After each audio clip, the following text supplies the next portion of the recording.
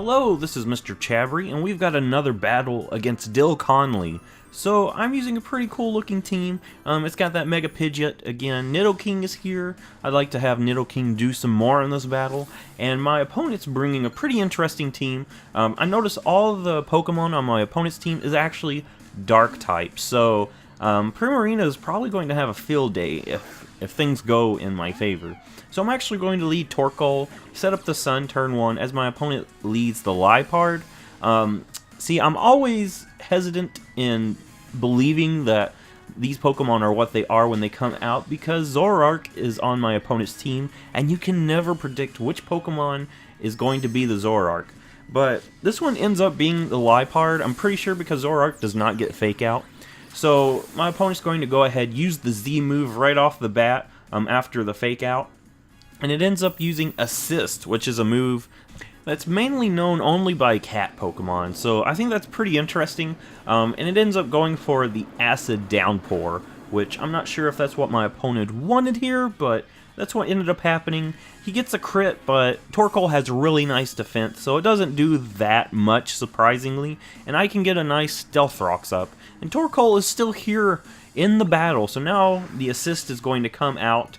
And this Liepard is actually going to go for Crunch now.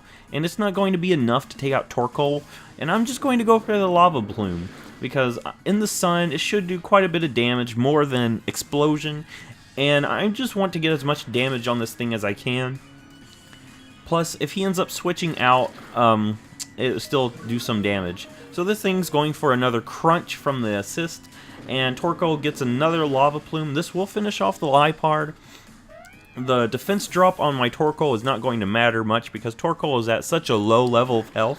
Plus, the Pokemon that my opponent brings in is the Greninja, and Greninja will easily be able to finish off this Torkoal. So I'm actually going to sack off my Torkoal here. It's not much of a reason to keep it alive, as my opponent goes for Dark Pulse, and luckily for me it ends up being a Protean Greninja. I was kind of worried of the Battle Bond Greninja, knowing that it would get a nice stat boost after knocking out my Torkoal, but luckily it's a Protean Greninja. So now I'm going to bring in Primarina. Primarina should be able to take at least one of anything this thing wants to go for, as it ends up going for the Grass Knot. So this will do considerable amount of damage to my Primarina.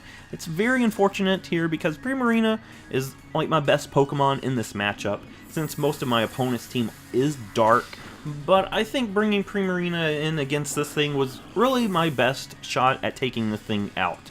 So now my opponent's going to bring in Muck. Muck's going to take some Stealth Rock damage, but I know Muck has really nice special defense, and I don't want Primarina to go down just yet. So I'm actually going to bring in Nidoking, expecting a Poison Jab or maybe even a Gunk Shot to come out, as my opponent does go for the Poison Jab. And Nidoking resists this really well. It is Poison and Ground type, so that's not going to be doing much to me at all. So here I'm going to go for Substitute, because I'm actually expecting my opponent to switch out, not wanting to stay in on the very, very clear Earth Power that's going to be coming out onto it. But my opponent goes for Knockoff there. Unfortunately, I should just go ahead and attack. I would like to get a nice Substitute, but I'm going to go ahead, finish off the Muck, get rid of this thing, and Primarina is just looking that much better. So now my opponent's going to bring in the Scrafty. And Scrafty is a pretty cool Pokemon. It's got pretty nice attack, and this thing is quite weak to Fairy though. I'm actually going to stay in, go for the Sludge Wave, get as much damage as I can, and the Sludge Wave ends up being enough to take this thing out, and it ends up being Zoroark. So yeah, Zoroark is a pretty frail Pokemon. Usually they have the Sash, but this one of course lost its Sash to the Stealth Rocks, so that's really nice for me. I probably should have noticed that it would have been Zoroark based on how much damage Stealth Rocks did to it, because Scrafty resists Rock. So now I'm just going to go for another Sludge Wave, try to get as much damage, and Scrafty ends up living that, and it's going to go for the Crunch on my Nidoking, and that will take out my poor Nidoking. But Nidoking did a really substantial damage to my opponent's team, so I'm really excited about that. Now I can easily go into Mega Pidgeot.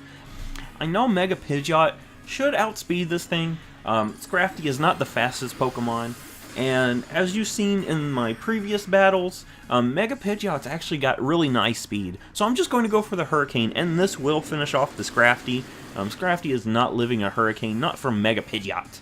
So the Scrafty will go down now, and now my opponent only has one Pokemon, and that ends up being his Mega Houndoom. So Mega Houndoom is a pretty interesting Pokemon. It's one that I'd like to try out sometime. But I'm just going to go ahead and go for Hurricane. There's not really a reason not to go for Hurricane here on this thing. This thing will Mega Evolve, and it looks awesome. Mega Houndoom is one of the coolest looking Pokemon. So I'm just going to finish this thing off with a Hurricane, and that is the battle. So I think Nidoking did really nice here. I'm excited to see Nidoking doing good. It's up there as one of my favorite Pokemon. It's probably my favorite Generation 1 Pokemon, to be honest. But I really love Nidoking, and I'm excited to see it do good. So if you like this, give it a thumbs up, subscribe, and I will see you in the next Pokemon battle.